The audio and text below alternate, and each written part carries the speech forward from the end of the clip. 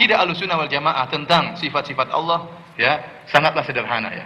Bahwasanya intinya kita menetapkan nama-nama Allah dan sifat-sifat Allah yang Allah kabarkan tentang dirinya dalam Al-Quranul Karim atau dikabarkan melalui lisan Rasulnya Muhammad sallallahu alaihi wasallam dalam hadis-hadis yang sahih. Kalau ada ayat-ayat datang menyebutkan tentang sifat-sifat Allah, maka kita beriman.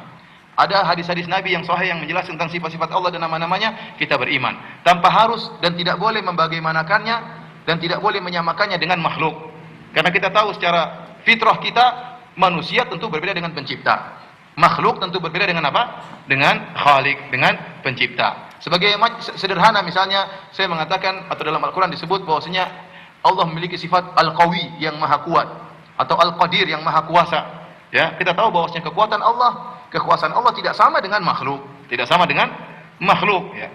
Tatkala dalam Al-Quran disebutkan Allah Subhanahu wa taala misalnya memiliki tangan, maka kita tahu bahwasanya tangan Allah tidak sama dengan tangan makhluk dan tidak boleh kita menyamakan tangan Allah dengan tangan makhluk.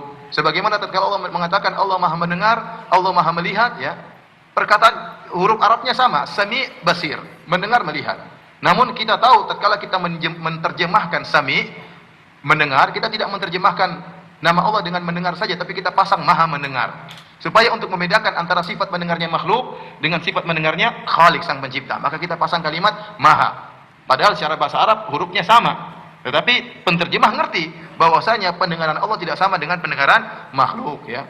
Pendengaran Allah tidak sama dengan pendengaran makhluk. Demikian juga melihat al-basir ya. Sama kalimat basir untuk Allah dengan basir untuk makhluk sama saja dalam bahasa Arab, tapi terjemahannya berbeda. Kalau kita mengatakan kepada makhluk kita mengatakan melihat, tapi kalau untuk Allah kita terjemahkan maha melihat karena kita tahu antara sifat Allah berbeda dengan sifat makhluk. Maka kita tidak menyamakan sifat Allah dengan sifat makhluk.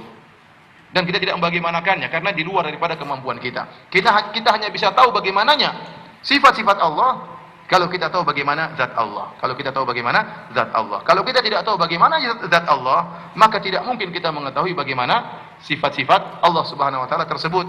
Karena al-kalamu fis sifat far'un anil kalami fil zat. Karena pembicaraan tentang sifat merupakan cabang dari pembicaraan tentang zat. Anda baru bisa tahu bagaimana sifat kalau Anda tahu zatnya. Kalau Anda tidak tahu zatnya, bagaimana Anda bisa mengetahui tentang sifat-sifatnya? Contoh sederhana, tatkala Imam Malik ditanya oleh seorang, kaifa stawa, bagaimana Allah beristiwa di atas arsy? Maka Imam Malik bercucuran keringat, ya, dia marah dan dia berkata, al-istiwa'u ma'lum, bahwasanya di atas adalah diketahui maknanya.